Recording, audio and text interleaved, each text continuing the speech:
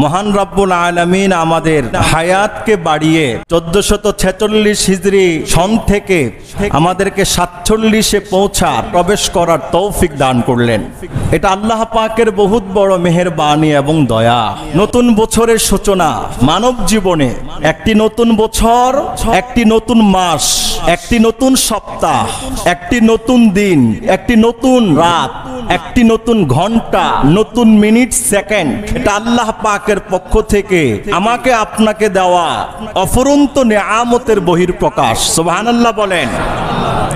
প্রত্যেক নতুন বিষয়, নতুন বছরগুলোকে সামনে নিয়ে, নতুন সময়গুলোকে সামনে নিয়ে আমাদের এই আকাঙ্ক্ষা, এই প্রত্যয় থাকা চাই যে সামনের প্রতিটা সময়ে আমার জীবনটা কিভাবে আখিরাতের জন্য আমি গড়তে পারি, গড়াতে পারি, আখিরাতের মঞ্জিলকে সুসজ্জিত করার জন্য কিভাবে চেষ্টা সাধনা করা যায়।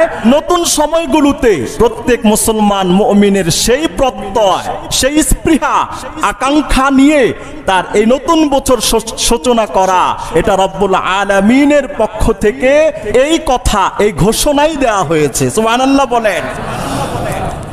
এটা ঈমানের দাবি।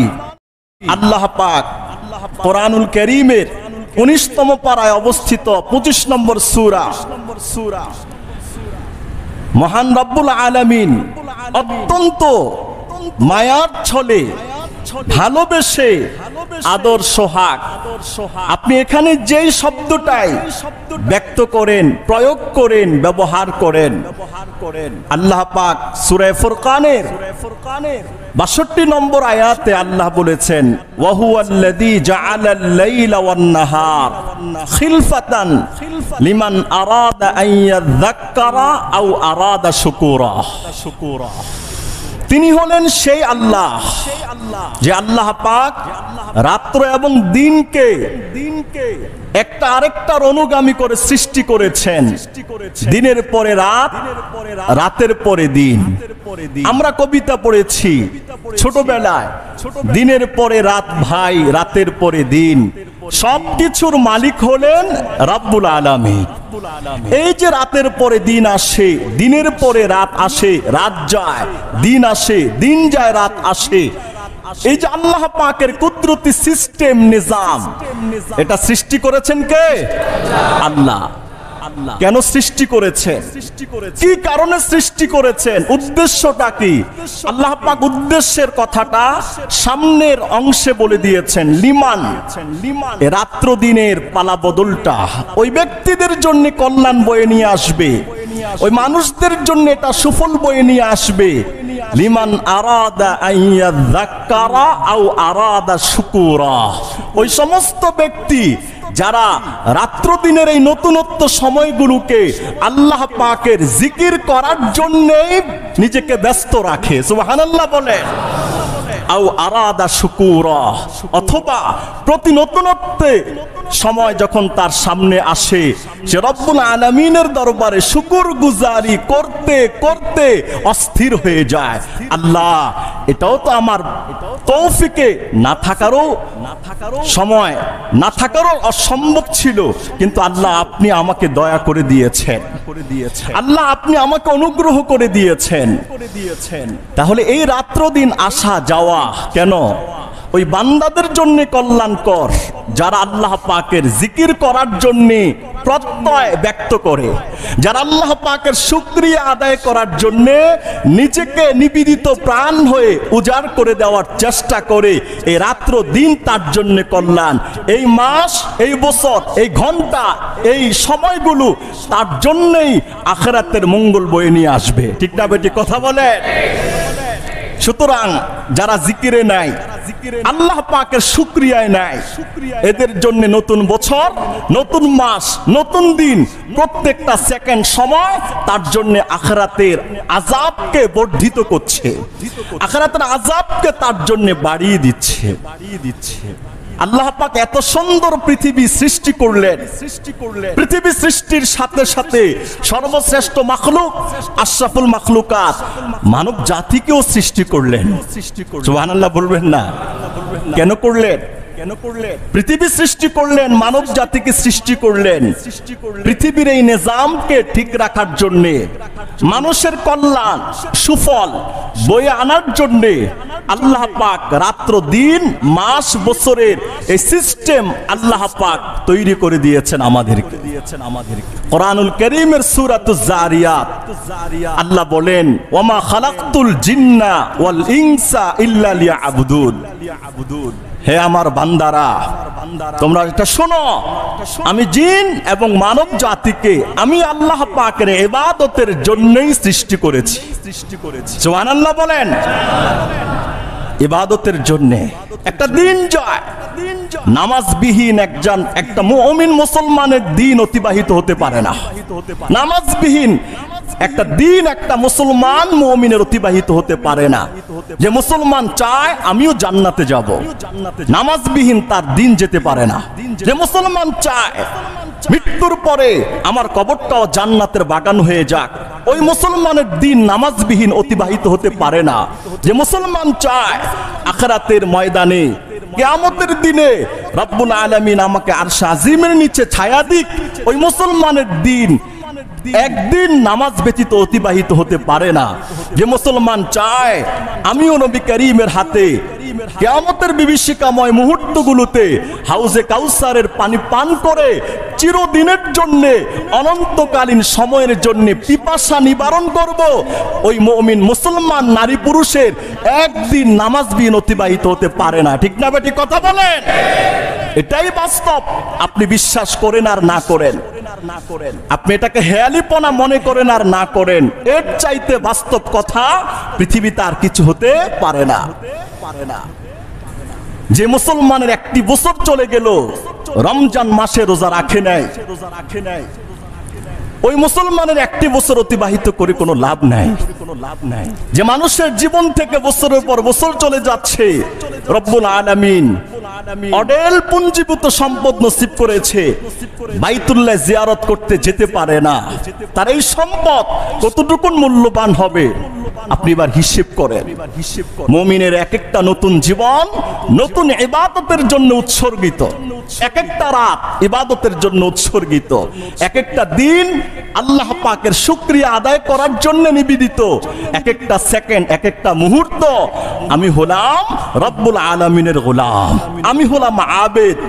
আমাকে হতে হবে শাকির, আমাকে হতে হবে সাজিদ, আমাকে হতে হবে রাকে, আমাকে রুকু করনে ওয়ালা হতে হবে, সিজদা দেনে ওয়ালা হতে হবে, আমাকে আল্লাহ পাকের দরবারে একনিষ্ঠভাবে নিজের মস্তককে বিনয়ী করে দেওয়ার অন্তর্ভুক্ত আমাকে হতে হবে, আমাকে মুখলেস একনিষ্ঠ হতে হবে।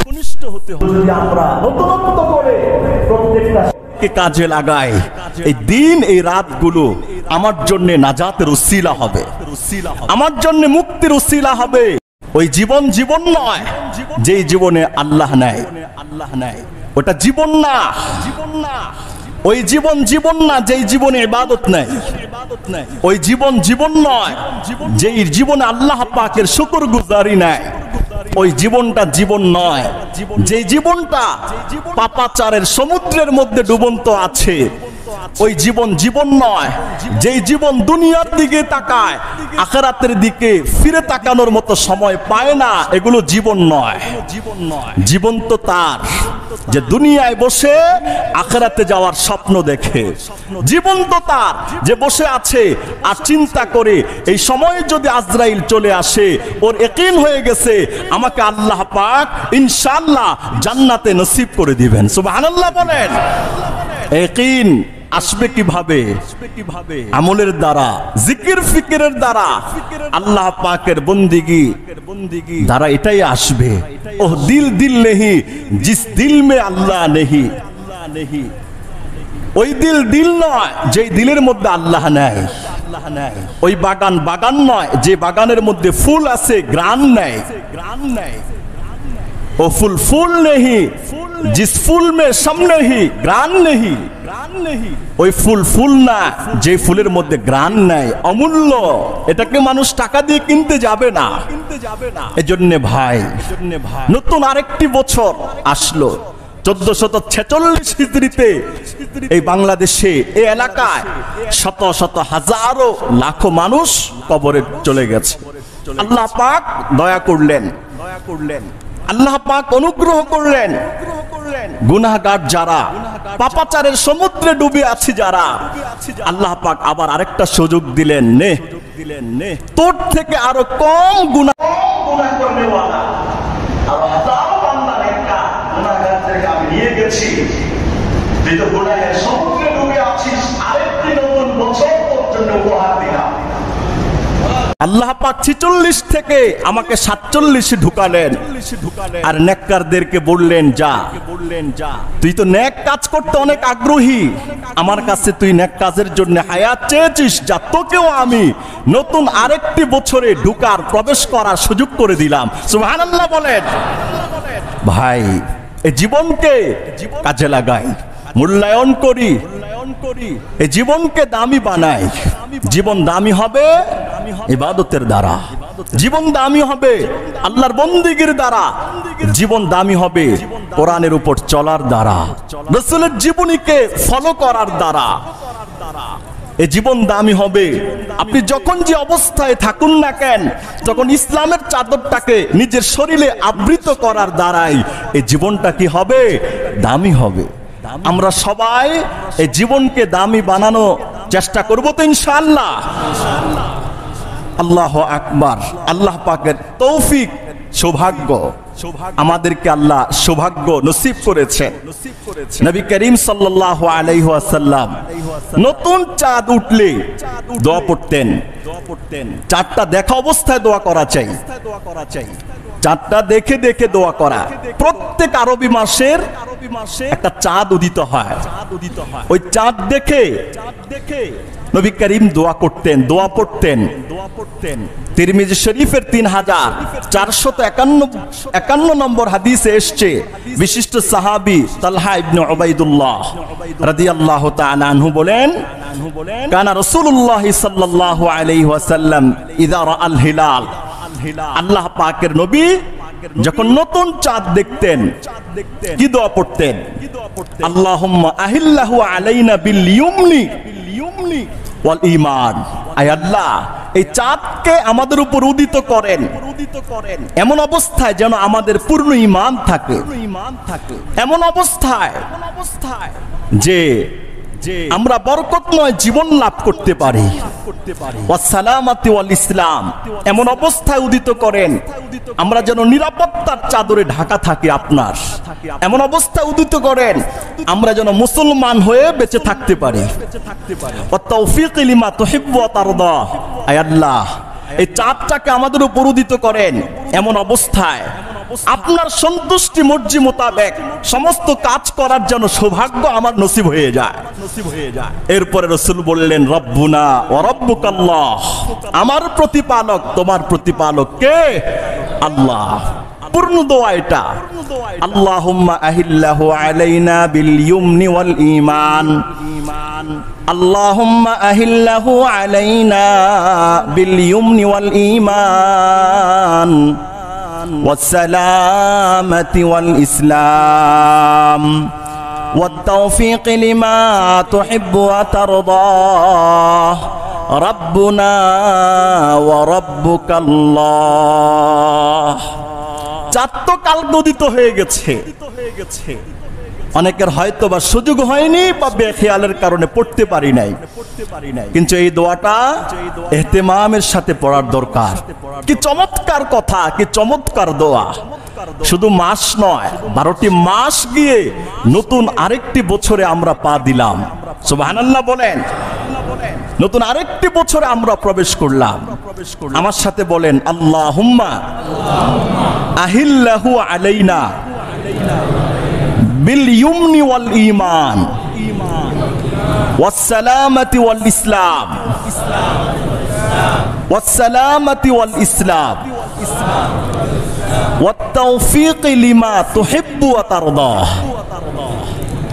রব্বুনা ওয়া রাব্বুকাল্লাহ। চাঁদ দেখে কেউ যদি এই দোয়া পড়ে, আশা করা যায় সে চাঁদ দেখা অবস্থায় যতগুলো দোয়া করেছে আল্লাহ পাক প্রত্যেকটা দোয়ার মালিক তাকে বানায় দিবেন। নিরাপত্তা চেয়েছে, ঈমান ইসলাম চেয়েছে, আল্লাহর মর্জি মোতাবেক জীবন প্রার্থনা করেছে এবং আল্লাহ পাকের পক্ষ থেকে বরকতময় জীবন লাভ করার জন্য সে আল্লাহ পাকের কাছে আরজি প্রস্তাবনা পেশ করেছে। আশা করা যায় এই বলনেওয়ালা ব্যক্তিকে আল্লাহ পাক তার সমস্ত চাওয়া পাওয়া তার ভাগ্যে নসিবে রাখবেন। সুবহানাল্লাহ বলেন। আল্লাহু আকবার। হিজরি সনের প্রবর্তন এটা মুসলমানদের জীবনে ইসলামী ইতিহাসের পাতায় এক ঐতিহাসিক যুগান্তকারী প্রেক্ষাপটে হিজরি সনের আত্মপ্রকাশ ঘটেছে। নবী করিম কিন্তু এটা সূচনা করে যাননি, প্রবর্তন করে যাননি। নবী করিম চলে গেলেন পৃথিবী থেকে। খলিফাতুল মুসলিমিন আবু বকরের কাল আসলো। আবু বকর তার খেলাফতি দায়িত্ব পালন করে তিনিও চলে গেলেন। নবী করিমের ইন্তেকাল তিরোধানের 6 বছর পর হযরত ওমর আল ফারুক রাদিয়াল্লাহু তাআলা আনহু খলিফায়ে সানি ওনার রাজ্য পরিচালনাকারী হযরত আবু মুসা আশআরী রাদিয়াল্লাহু তাআলা আনহু তিনি পত্র লিখলেন খলিফার কাছে, খলিফা আপনার রাষ্ট্রীয় ফরমান, আপনার রাষ্ট্রীয় নথিপত্র এগুলোকে অন্যের কাছে গ্রহণযোগ্য বানানোর জন্য দিন তারিখ সমাজ সিস্টেমের নিয়মানুবর্তিতা না থাকার কারণে এগুলো বহুলাংশে অগ্রহণযোগ্য অমূল্য হয়ে যাবে। এজন্য আমাদেরও দরকার রাষ্ট্রীয় বিভিন্ন ব্যবস্থাপনাকে সচল করার জন্য দিন তারিখ এই বিষয়গুলো একটা নির্ধারিত নিয়ম নীতিকে আবিষ্কার করা। ইসলাম পূর্ব সময়ে অন্যান্য ধর্মের গোষ্ঠীর মানুষরা তাদের বিভিন্ন হিসাব কিতাব করত, নিজস্ব রীতি নীতি রসুম রেওয়াজ অনুযায়ী।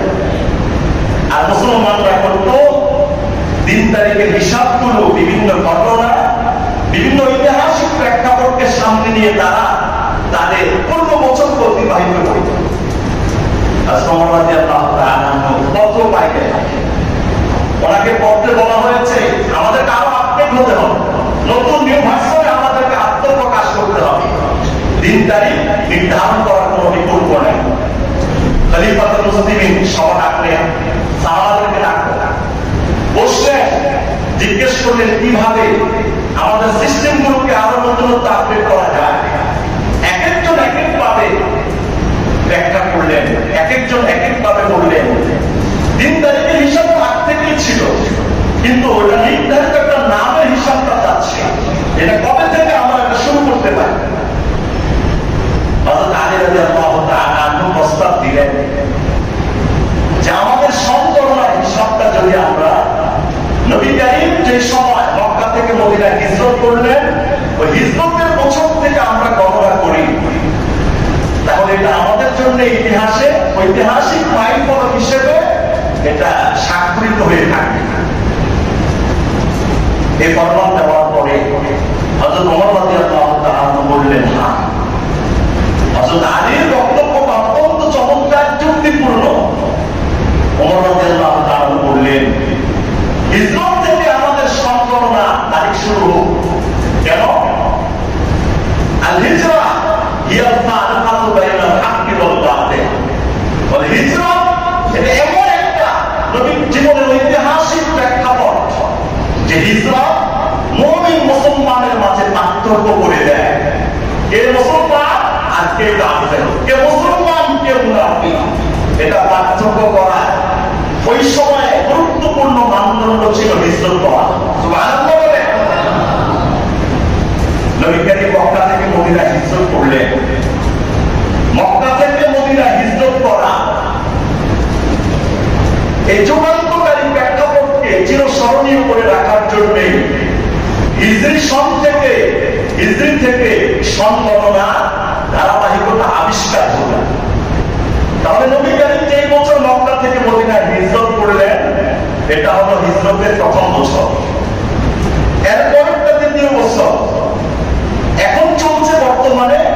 1447 হিজরি সন। তাহলে বোঝা গেল 1447 বছর আগে এই সময় নবী করিম মক্কা থেকে মদিনায় হিজরত করে যায়। আমাদের শিক্ষা হিজরত কি কারণে? হিজরতের মূল মাকসাদ ছিল হক বাতিলের মধ্যে পার্থক্য করে দেওয়া। নবী করিম মক্কা থেকে মদিনায় হিজরত করলেন। সাহাবায়ে কেরাম কাফের মুশরিক বেঈমান পৌত্তলিক মূর্তি পূজারীদের নির্যাতন, জুলুম, অত্যাচার, অবিচার, শোষণ, নিপীড়ন এই সব কিছু আঘাত খেতে খেতে যখন এদের দিলগুলো দেওয়ালে ঠেকে দিয়েছিল, আল্লাহ পাকের পক্ষ থেকে অনুমতি দেওয়া হয়েছে, তোমরা এই জুলুমের রাজ্য ত্যাগ করে তোমরা শান্তির ঠিকানা মদিনায় চলে যাও। সুবহানাল্লাহ বলে। জুলুম এটাই পৃথিবীকে নষ্ট করা, পৃথিবীর ভারসাম্যপূর্ণতাকে অস্থিতিশীল করা সবচেয়ে বড় মাধ্যমের নাম জুলুম। যে জুলুম করে সে সন্ত্রাস। কোরআন কারীমে জুলুমকে সন্ত্রাস বলে আখ্যায়িত করা হয়েছে। যে জুলুম করবে, অত্যাচার করবে, অন্যায় করবে, অবিচার করবে, সমাজকে অস্থিতিশীল করে ফেলবে, এর হলো এই সমাজকে সুস্থ রাখার জন্য একটা কিট এর থাকলে এই সমাজ কোনোদিন সুস্থ থাকতে পারে না। এটা কথা বলে। একটা মশারির ভিতরে একটা মশা যদি থাকে, ঘুমটাকে আরামের হবে না আরাম হয়ে যাবে? ঘুমটা আরাম হয়ে যাবে। একটা মশারির ভিতরে একটা মশা যদি থাকে, ঘুমাইতে দিবে না। একটু পরে কানে ঢুকবে, এরপরে এসব পায়ের চিপা দিয়ে ঢুকবে, এরপরে আবার মাথায় ঢুকবে, এরপরে চোখে বসবে, অস্থির করে ফেলবে। আর যদি 4-5টা মশা থাকে তাইলে তো কাম সারা। এবং মশা নিয়ে খেলাধুলা শুরু করতে হবে, তাই না? এই জন্য আল্লাহ পাক জুলুমটাকে এত ঘৃণিতভাবে ব্যাখ্যা দিয়েছেন কোরআনে। জুলুমবাজ যারাই হবে, এরা থাকলে সমাজ কোনোদিন স্থিতিশীল থাকতে পারে না, সমাজ কোনোদিন শান্ত থাকতে পারে না, সমাজ কোনোদিন আপন তালে চলতে পারে না। সমাজের মধ্যে নানান ধরনের উত্থান পতন তৈরি হয়ে যাবে। ঠিক আছে? আল্লাহ পাক দোয়া শিখিয়েছেন, বলো রব্বানা যালামনা আনফুসানা ওয়া ইল্লাম তাগফির লানা ওয়া তারহামনা লানাকুনান্না মিনাল খাসিরিন। প্রত্যেক মানুষ হিসেবে গুনাহগার। আমি গুনাহ করেছি তো জুলুম করেছি। আল্লাহ বলে তুই আল্লাহর কাছে মাফ চা। আবার আল্লাহ আরেক জায়গায় শিখিয়েছে, রব্বানা আখরিজনা মিন হাযিহিল কারিয়াতি যালিম আহলুহা। আয় আল্লাহ, এমন দেশে, এমন এলাকায়, এমন সমাজে থাকতে চাই না যে সমাজে জালেমদের অত্যাচারের কারণে এক মুহূর্ত শ্বাস প্রশ্বাস আরামের সাথে নেওয়া যায় না। আল্লাহ দোয়া শিখিয়েছে। প্রত্যেক মুমিন মুসলমান যদি জীবনের প্রতিটা পদে পদে জালেমের জুলুম থেকে আমরা নিরাপত্তা চাইতাম, তাহলে যুগ জমানার প্রেক্ষাপটে যুগ যুগ ধরে নির্যাতনের স্টিমুলারে আমাদেরকে আর ডুবে থাকতে হতো না। ঠিক না বেশি কথা বলে? নিজেদের দায়িত্বহীনতা, কর্মবিমূঢ়তা, আল্লাহ পাকের থেকে তাওয়াক্কুল ভরসা চলে যাওয়া, এগুলোই হলো মুমিন মুসলমানের অধঃপতনের মূল কারণ। ঠিক না বেশি কথা বলে?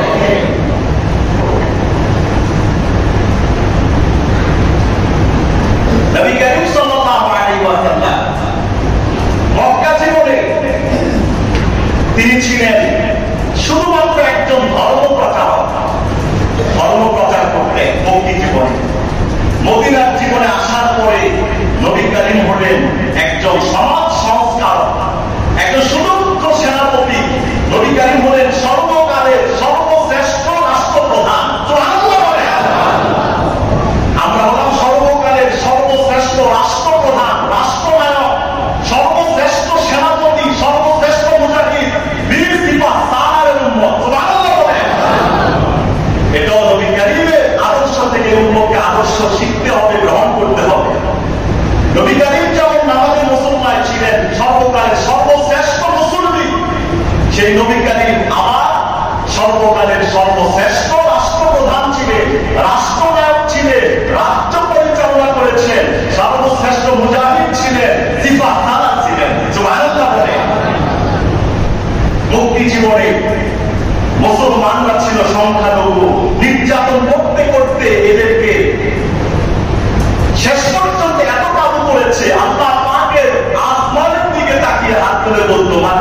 নাসরুল্লাহ, হে আল্লাহ তোমার সাহায্য কবে আসবে? এই মুসলমান মাদানী জীবনে গিয়ে মদিনায় গিয়ে সংখ্যাগরিষ্ঠতা লাভ করেছে। মদিনায় গিয়ে দাওয়াতের কাজ, ইসলাম প্রচার প্রসারের কাজকে আরো ব্যবহার করে তারা সমৃদ্ধ একটি জাতিতে রূপান্তরিত হয়েছে। সুবহানাল্লাহ। মক্কি জীবনে ইসলামকে তারা বাক্সায় বন্দী করে রাখতে চেয়েছিল, সব জায়গায় ইসলাম চলবে না, এটাই ছিল মক্কার কাফের মুশরিকদের সিদ্ধান্ত, আবু জাহেল উপাসাইবার সিদ্ধান্ত। এই সমাজে, এই রাষ্ট্রে, এই পৃথিবীতে এরকম হাজারো লাখ কোটি মানুষ আছে, ওরাও চায় ইসলাম সব জায়গায় যেন না চলুক। আছে না কথা বলে? ওরাই তো আবু জাহেলের বংশধর, ওরাই তো নমরুদ ফেরাউনের বংশধর। ওরা চায় ইসলামটা চার দেওয়ালে থাকুক। চার দেওয়াল দুই জায়গাকে বলা হয়, এক চার দেওয়াল হলো মসজিদ, আরেক চার দেওয়াল হলো মাদ্রাসা। ওরা চায় ইসলাম চার দেওয়ালে থাকুক। আর নবী করিম ইসলামকে ব্যক্তিত্বের গোড়া থেকে বিস্তার করতে করতে করতে করতে তিনি হলেন গোটা রাষ্ট্রের রাষ্ট্রনায়ক হয়ে। সুবহানাল্লাহ। তার ইসলাম চার দেওয়ালে বন্দী থাকার জিনিস নয়। ইসলামকে তো বন্দী করে রাখতে পারবে না। মুমিনকে তার ঈমান কখনো আটকে রাখা যাবে না। যে আটকাতে যাবে ওই স্রোতের দ্বারা দেশে জাহান্নামে চলে যাবে। ইসলামকে কোনোদিন আটকানো যায় না। আমরা যে মুমিন মুসলমান আছি, আমরা যদি সংকল্প করি কেউ যদি ইসলামকে আটকাতে আসে, আমরা কি আটকাতে দিব? কেউ যদি ইসলামের জয় বিজয় চায়, কেউ বাধা দিবে, আমরা কি তাকে ছেড়ে দেব? না। একটা মুসলমান ইমানের শক্তি পুরা স্পৃহাতে এমন হওয়া চাই, ইসলামের কোন বিষয়কে বাধা দিয়ে রাখা যায় না।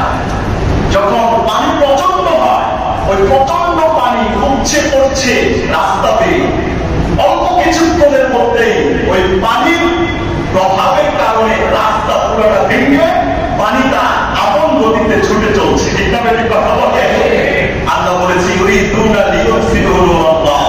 ওরা চায় ইসলামকে বাক্সবন্দী করতে, আবদ্ধ করে রাখতে, পশ্চিমকালেও পারবে না। যদি আমি আপনার কথা দিলাম, যারাই বন্ধ করতে যাবে যুগ জামানায় ওরাই ধ্বংস হয়ে যাবে। আমার ইসলাম কখনো মাথা নিচু করে থাকে না, ইসলাম থাকবে মাথা উঁচু করে। মুসলমান মাথা উঁচু করে থাকবে, মুমিনের মাথা সবচেয়ে উঁচা থাকবে, কালিমা ওয়ালা দাপট সবচেয়ে বড় থাকবে। আমি বললাম আসমান জমিনের সৃষ্টিকর্তা দাসত্বের জন্য পৃথিবীতে আমার জন্ম হয়েছে, বেঁচে আছি ওনার দাসত্বের জন্য, মরব ওনাকে রাজি খুশি করার জন্য। সুবহানাল্লাহ। রাজি আছি তো ভাই? আর আমাদেরকে তৌফিক নসিব করুন। মুহররম মাস, এই মাসে এই যে চেতনা, এগুলো যা শুনলে কিছু ইতিহাস, কিছু ঐতিহ্য, কিছু ইমানের চেতনা, সবকিছুই কোরআন হাদিসের বাইরে না ভিতরে? বাইরে কিছু আছে, বাইরে কিছু নেই। যারা বলবে বাইরে, ওরা ইমানদার নয়, মুসলমান, এরা মুনাফিক। এটা বেশি কথা বলে, সব ভিতরের কথা। কিন্তু আমরা এই মুহররম মাসটাকে কিভাবে কাজে লাগাবো? আল্লাহ রাসূল সাল্লাল্লাহু আলাইহি ওয়াসাল্লাম হাদিসের কিতাব মুসলিম শরীফের হাদিসে এসেছে, বিশিষ্ট সাহাবী হযরত আবু হুরায়রা রাদিয়াল্লাহু তাআলা আনহু বর্ণনা করেছেন, নবী করিম বলেন, আফদালুস সিয়াম বা'দা রমাদান শাহরুল্লাহিল মুহররম। এমন কথা শোনো, একটা গুরুত্বপূর্ণ ধর্মভাণ্ডার নিয়ে আমি নবী হাজির হয়েছি। শোনো তোমরা। আরে সাহাবায়ে অপরূপ দৃষ্টিতে নবীর সেই জান্নাতি সুদর্শন চেহারার দিকে তাকিয়ে আছে। নবী বলছেন, শোনো, আফদালুস সিয়াম বা'দা রমাদান শাহরুল্লাহিল মুহররম। রমজান মাসের রোজার পরে আল্লাহর কাছে সবচেয়ে দামি শ্রেষ্ঠ রোজার নাম হলো মুহররম মাসের দিনের রোজা। সুবহানাল্লাহ। মুহররম মাস পূর্ণ মাসটাই রোজার মাস। এটাকে আল্লাহ পাক এই মাসটাকে মুহররম শাহরুল্লাহ আল্লাহ পাক বলেছেন এই মাসটা আমার মাস। সমস্ত মাসে তো আল্লাহ পাক, কিন্তু আল্লাহ পাক এই মাসটাকে নিজের দিকে সম্পৃক্ত করার দ্বারা এই মাসের মর্যাদা কমল না বাড়ল। এই জন্য আমরা যারা আছি, আমরা নিজেরা নিজেদের মা বোনদেরকে, নিজেদের অধীনস্থ যারা আছি, সকলকে উদ্বুদ্ধ করব যে এই মাসে যার যতটা রোজা রাখার তৌফিক হয় সে ততটাই রোজা রাখবে। রোজা রাখা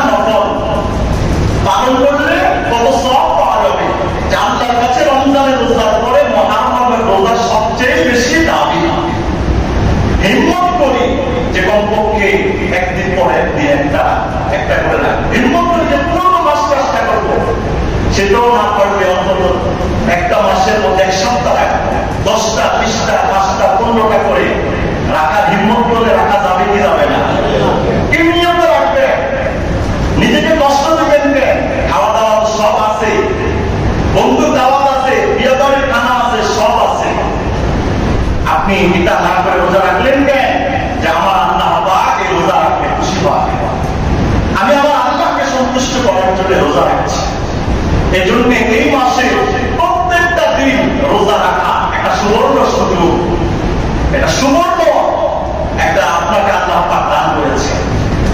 আমিও নিয়োগ করেছি আল্লাহ তৌফিক দিলে পূর্ণ মাসের অর্ধেকের বেশি রোজা রাখার নিয়োগ আজকে আমরাও রোজা রাখি। এটা বললাম আপনারাও আগেও রাখতেন, আগেও রেখেছেন। অনেক এখানে অনেক বাবারা আছেন, ঘরে অনেক মারা আছে, এই পূর্ণ মাসেও রোজা রাখে। আজানে পরে আমরা এই মাসটাকে মূল্যায়ন করার চেষ্টা করবো ইনশাআল্লাহ। এক সাহাবী দৌড়ে আসলেন নবী কারীমের কাছে, মুসলিম শরীফের 751 হাদিস এসেছে। দৌড়ে এসে বললেন, ইয়া রাসূলুল্লাহ, রমজানের পরে কোন মাসে রোজা রাখতে আপনি আমাকে আদেশ করেন? এক সাহাবী দৌড়ে এসে বলেছেন, আল্লাহ নবী সাল্লাল্লাহু আলাইহি সাল্লাম বলেছেন, ইন কুনতা সাইমান বাদা শাহরি রমাদান ফাসুমিল মুহাররম, তুমি যদি রমজান মাসে রোজার পরে কোন মাসে রোজা রাখতে চাও তো আল্লাহ পাকের মাসে রোজা রাখো। বাইনাহু শাহরুল্লাহ, কেননা এটা আল্লাহ পাকের মাস। আর এই মাসে এই নিয়ত করে যারা রোজা রাখবে আর আল্লাহ পাকের কাছে মাফ চাবে, আল্লাহ পাক তাদেরকে মাফ করে দিবেন, তাদেরকে ক্ষমা করে দিবেন, তাদেরকে নাজাত দিবেন, মুক্তি দিবেন। এই মাসটাকে আমরা ইবাদত বন্দেগীতে কাটাবো। 4 মাস স্পেশাল ভাবে মূল্যায়ন করার কথা কোরআনে আসছে। ইন্না ইদ্দাতাশ শুহুরি ইনদাল্লাহি 12 শাহরা ফি কিতাবিল্লাহ, আল্লাহ পাকের সেই নির্ধারিত লৌহে মাহফুজে পৃথিবী সৃষ্টির সূচনা লগ্ন থেকে বছরের গণনা 12টি মাস। মিনহা আরবাআতুন হুরুম, 12টি মাসের মধ্যে 4টা মাস স্পেশাল, আল্লাহ শ্রেষ্ঠত্বের চাদর দ্বারা ঢেকেছেন। আল্লাহ বলেছেন, ফালা তাসলিমু ফীহিন্না আনফুসাকুম, এই 4 মাসে বিশেষ করে আল্লাহ পাকের কে অসন্তুষ্ট করবা না, গুনাহ করবা না। এই 4 মাস, এই জন্য তাফসীরের মধ্যে মুফাসসিররা বলেছেন, এই 4 মাসটাকে কেউ যদি ইবাদত বন্দেগীতে কাজে লাগায়, বাকি 8 মাস আল্লাহ পাক ইবাদত করার তৌফিক তার জন্য সহজ করে দেন। 4 মাসের মধ্যে জিলকাদ, জিলহাজ, মুহাররম, রজব। জিলকাদ জিলহাজ তো চলে গেছে, শুরু হলো কি মুহাররম। আল্লাহ তৌফিক দিন আমরা আবার রজব পাবো, সেটা রজব পাওয়ার পরে তৌফিক দিন আমরা আবার জিলকাদ জিলহাজ পাবো। অন্তত এই মাসটা